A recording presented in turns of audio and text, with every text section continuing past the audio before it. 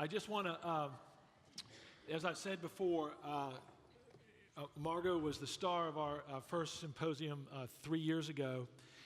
And I'll never forget the story that she told about, she had pretty much had it. And she and a friend of hers, who also had a husband who was severely demented, and they got into a convertible, put the two guys in the back seat, and went off on adventures, kind of like a geriatric Thelma and Louise, okay? And I thought that was a really good solution, but I don't have to introduce her. You're going to see why we've got her to end this, okay? All right. Thank you. The funny part of that convertible off on the long trip, we were going down to Charleston, South Carolina, girls driving, and we thought it'd be great to get some mystery, to listen. And so I'll never forget Linda, my friend, and I, we were driving, and we had such a great mystery on tape, and we're into it. And finally, the first stop and the guys are in the back seat, and we're thinking they're into this, and we're thinking, well, who do you think did it, and all of this. So we pull into the gas station, and I'll never forget Ernie from the back seat said, can we change this radio station? Well, you have to have a sense of humor. Before I get started, and mine's a little more planned, because I'll tell you what, I had to really think this one through. Chuck called me about 6 months ago, and he said, Margo, I want you to come back. And I said, well, gosh, Ernie's been gone.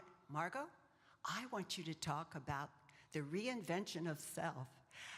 And I thought, oh my gosh, not only had I dealt with my Ernie, then my ex-husband, and just to slip this in, a good friend of Chuck's and played basketball with him, who never remarried, had a heart transplant, and guess who he came to take care of him? So I've had my caregiving in my life, and I was glad to help out and all, but I really hadn't had a chance to ask the questions I'm going to be talking about today. I'm a writer. I'm not much of a poet, but I wrote this little poem to start. Life's full of journeys with detours to bear. Some arduous, some happy, and some seem unfair. Whether with travel or partnerships, careers, or wealth, no journey is as baffling as the journey of self. Little did I know. Well, I'm so glad Lynn mentioned the word journey and also the reinvention. Today, I'm taking you on my personal journey back to self. I hope I can give you a few tips, and just as Lynn said so well, everyone in this room will have their own journey and own experience and own roads to choose. But perhaps there might be one or two things that might be helpful to you, and I do hope so. So I'll be your guide, and I'm going to take you on this journey. Let me tell you first, I am still on it. I have not reached my destination, and I'm learning more and more every day. But by Chuck asking me to speak on this today, thank you, Chuck, because let me tell you, it gave me the chance to step back and realize what I've been through and where I am. Well, first of all, that's right, I'm in charge here of this. I'd like you to meet Ernie. My Ernie, a DuPont executive, a very successful man, Cambridge University graduate. My husband was a Brit and a true British gentleman. I've never heard a word said against my husband, a kind and loving man, world traveler, my husband, my lover, my teacher, and my very, very best friend. That's my Ernie. 3 years ago, as Chuck said, I did speak, and I spoke as I was going through about 8 years at that point of caregiving, and I told my stories, my hardships, and my lessons learned. And I'm just going to stop for a minute. There was one lesson I talked about 3 years ago that not only helped me during the hard times of caregiving, but have continued in my life today. And that is a wonderful little phrase, and some of you have probably heard it. It hangs on my wall. I have a whole bunch of little things that I hang up that mean a lot to me. Life is not about waiting for the storm to pass. It's about learning to dance in the rain. And I was at first waiting for it to pass, but when I learned to dance in the rain, that's when we started living life despite the hardships and trying to make the best of every moment. My experience was so similar to where Kim is right now, and as I watched the documentary, oh my goodness, I saw it when it first came out at home. I was so touched because I could see the similarities of Glenn's personality and my Ernie. He could speak, he could kind of talk himself around things. And when they'd ask him questions like they did Glenn, and they'd say, well, so what date is it? He said, every day is a great day. He always had an answer. But he didn't want to show that he was wrong.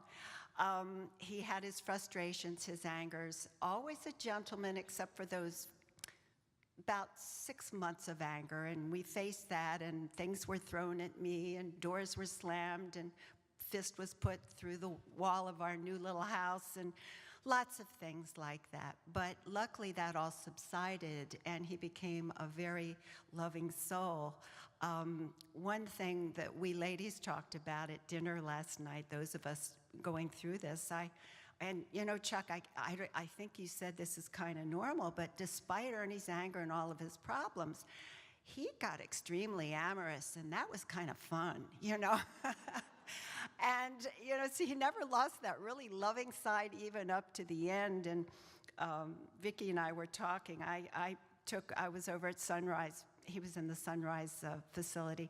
And we were taking the elevator down. I'd taken him up for a cup of tea, and we were the only ones in the elevator. And how he couldn't talk at this point, but he just smiled and walked around with me. But we got on that elevator, and let me tell you, he pushed me up against the wall and laid a kiss on me that I will never forget.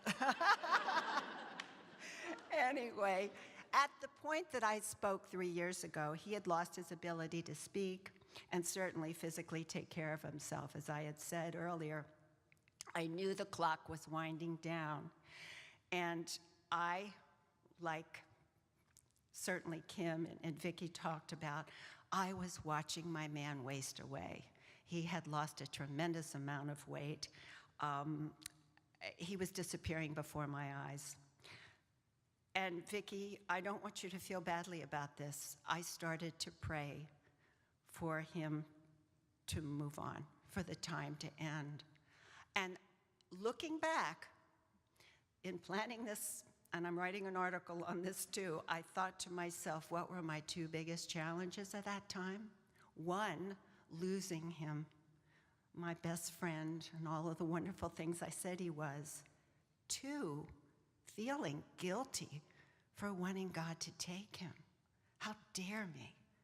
But I know what Ernie said to me when he could still talk to me, and that was, Margo, please never let me get to that point. But what are you to do? So the guilt, that's where I felt the guilt. 4 months after I spoke here in Charlotte, Ernie passed away. Now I was on a new journey, and that's what I'm calling the journey back to self. I was speaking to a very nice lady, Nancy, in the lobby, and she said, yeah, how do you deal with the new normal? Well, it didn't seem very normal. When you become a full-time caregiver, you step out of your own life. I didn't realize it. I stepped right where I needed to be, into Ernie's life. I spoke his language. Kim and I talked about that today. Ernie would look at me and say, and I'd go, I know, isn't that something? And he'd go, yeah, like we were talking, But I became a very good actor. I stepped into his life, and that was the dancing in the rain, where we used to love gourmet dining. You know what the gourmet dining became? Even to the point he wasn't talking at all. I would go pick him up strap him into my car, and we'd go to Wendy's Drive-In and get a Frosty. And he'd sit there and go, that became gourmet dining. So that was me just living life, making the best of it, and believe it or not, enjoying every moment I still had with my husband. Well, once he passed away, I realized that's when I thought everything's going to get easier. No, this was the most challenging phase of all for me. Finding myself again, not realizing Margo had gone. On this journey I'm going to take you today are 4 major roads. There are many roads you can take, and I took quite a few and less traveled paths, believe me. And it led me to where I am today and where I'm going next. I began on the road of relief, exhaustion, and worry. You've heard about what it's all like here. Yes, that grieving part that we talked about. You mentioned it, Vicki. I had to grieve in year 1. I didn't know how to grieve this way, but I did, and I had my tears and all of that. I also then found my health issues. I really went into a depression. So, Kim, I did too. Now, I was handling it, but it was hard getting up in the morning. It was so unlike me. I had to deal with all the legalities, and I mentioned earlier finances, financial surprises I never expected. And then, of course, clothes, Ernie's personal matters, his clean out his closet, all of that. So first year was a busy year. Again, not much time to think about myself, just get everything in order. And when I got that all in order, years over, is when I thought, okay, now it's my turn. Now it's my life. And that's when I abruptly hit a big detour. And that's leading me to, and this is a self-made little one, but I had to put it up there because these are the roads I took. The road of who being the first road. Who am I now? I was not Margo as I used to be. I was not the same person. I was no longer Ernie's wife. I was now a widow. Oh, that was a term that turned me off. I was single, okay. But who was I? I had no confidence in myself. I had stepped into someone else's life. Well, here I had been in politics. I was a senator in Delaware. I've been clerk of the Superior Court. I've done lots of wonderful things in my life. I taught programs, I speak, I've been on television, radio, and suddenly it took everything for me to think, can I do it? That was not what I was used to. A friend came to me and she said, Margo, hey, there's a fundraiser and would you like to go? And I said, oh yeah, and I hadn't been to something like this in a good 8 to 10 years. I was so excited, I got all dressed up and I thought, oh, I'm gonna see all the people I used to see. I walked in the door, first of all new faces. No one knew me. And anyone who did know me would come up and go, where have you been? And then I'd have to tell my story of the past. It was a very tough time. Socially, I had that handful of friends that invited me to all their parties, and whether Ernie was sick, and even during his time still living at home, we went to the parties. But it was just a handful. I had a lot of friends that dropped me during Ernie's illness and after, and I could never rekindle those friendships. But I did get to develop some new friendships. And then there was the dating, the friends that would say, hey, can we fix you up, and oh boy, that was a couple of detours too. But, and then a friend said, try internet dating. Well, I had to tell you, that I could have written a book on by myself with that one. But it was good for me because it got me out there again. And suddenly I was sitting across the table at lunch or dinner having a wonderful conversation with a man. You know, it's like, whoa, I haven't done this in so long, even when Ernie was alive with his Alzheimer's. So it did build my confidence. But the problem was, and this is where I hit an actual dead end, the new rules of dating today were not the rules of when I last dated. And that was my dead end, and so that kind of stopped the internet dating. The second road that I talk about is the road of what? What do I do now? So learning a little more about myself, beginning to feel a little more confidence, I then said, okay, now what? It was at that time that I asked myself the question, what is my purpose? Caregiving for so long had been my primary purpose. I wanted to get active again. I thought of getting active in politics perhaps again, but now I was in a new state and I was an unknown. Well, I was unknown everywhere. I'd stepped aside for so long. But I started applying for jobs. I love to teach and I teach college. So great, I'll apply for college. Well, yes, applications now, guess what, are online. Took me forever to figure that out and fill them out and all of the things with that. Then I had to get my college records back from 1973 and the 1990s when I got my master's in social work. And then I had to rewrite a resume. There you go again. You're trying to prove yourself.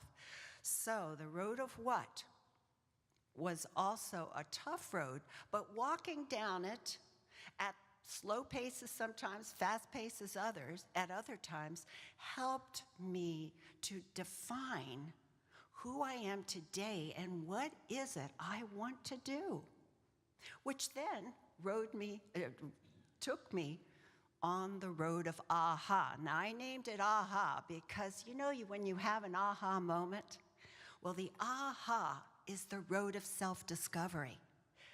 It's this discovery of where you've been and where you are and where you want to go. And it's all starting to come together. I started to discover my strengths. I'd look back over my shoulder or I'd tell my story as I did 3 years ago, and I'd think, how did I get through it? How did I get through it? I got through it. It's amazing. Certainly thanks to, you know, I am a spiritual woman and thanks to my belief and my faith, but I did things I never thought I could do. And then there was the bravery, the discovery that, darn it, I'm brave. Back when my daughter, Steffi, was 5 years old, I had gotten my first elected position, which was clerk of the courts. We call it prothonotary. And I remember coming home from work one day, and I was crying to my husband, oh, I don't know if I can handle politics. And Steffi, in 5th grade, preschool, raised her hand. She was sitting in the room, and I said, what, Steph? She said, Mommy, at times like this, you have to learn to be brave. Out of the mouths of babe. Well, guess what? I told my chief deputy that when I went to work, and for my birthday, this beautiful wall hanging was made by Evelyn, my chief deputy.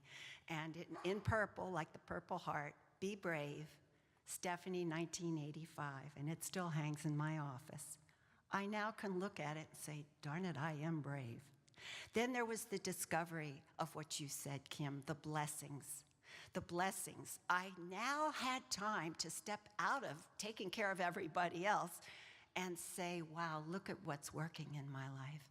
I have a wonderful family, 2 beautiful little grandchildren, little granddaughters.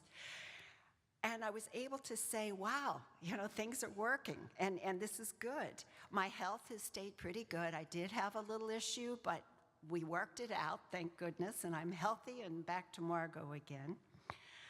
And certainly my home and my friends, there was so much to give thanks for. And then the discovery of purpose. I now can say on this road to aha that I want to help others. I always have wanted to help others. Everything I've done is always in that mode. So my teaching, consulting, counseling, writing, and speaking as much as I can to help others. And then I learned something about myself on the road to aha, and that is, and please don't take me wrong when I say this, but I like who I am. I can truly say now, I like who I am. I know who I am, and I like who I am. And finally, one little piece I added just last night after a conversation, again with the other good speakers and women here, was I suddenly, at this point, it's been 2.5 years since Ernie passed. He will have been gone February of next year. I now am beginning to remember Ernie as Ernie was, instead of all the hardships.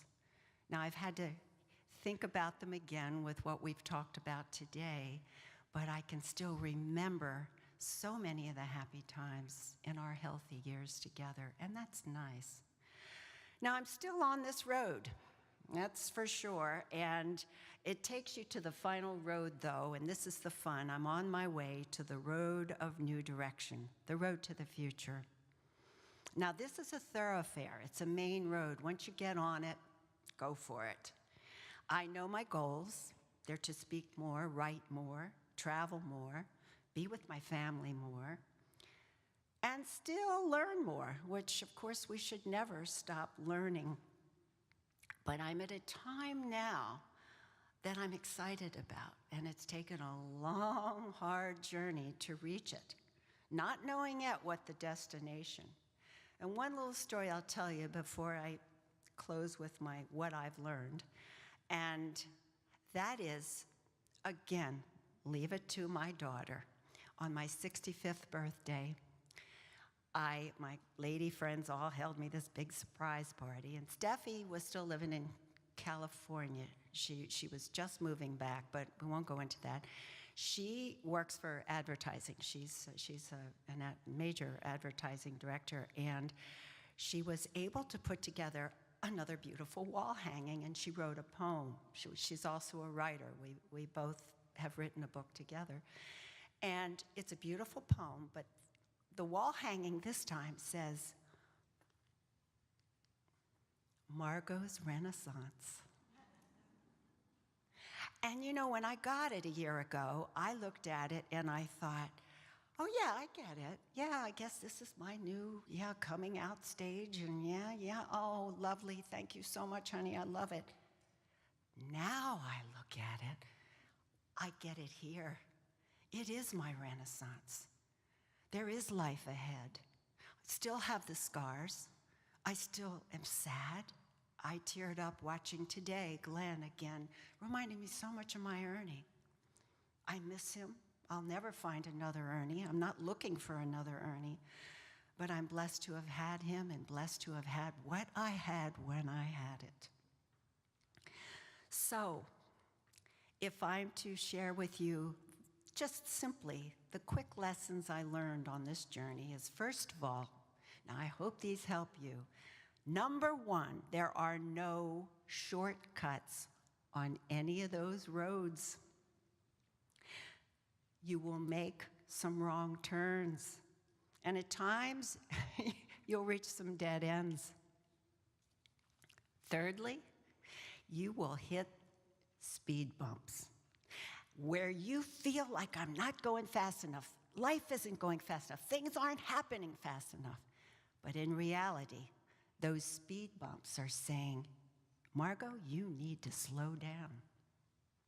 Fourth, you're going to get some traffic citations along this journey from well-meaning family and friends who question your direction and your goals and give you sometimes unwanted advice. And then finally, you will be stronger and wiser if you keep traveling. Don't give up, keep going. It takes patience, it takes focus, and it takes faith. I've shared my journey with you, and I hope there's some little something that you can take on your road when the time comes. And I'd like to close with a poem that's much better written than mine by a very famous poet that I think really sums up my journey of where I've been and where I am and beyond. You'll recognize it's a Robert Frost, and I'm just ending with 5 stanzas. I shall be telling you this with a sigh, somewhere ages and ages hence. 2 roads diverged in a wood, and I took the one less traveled, and that made all the difference. Thank you.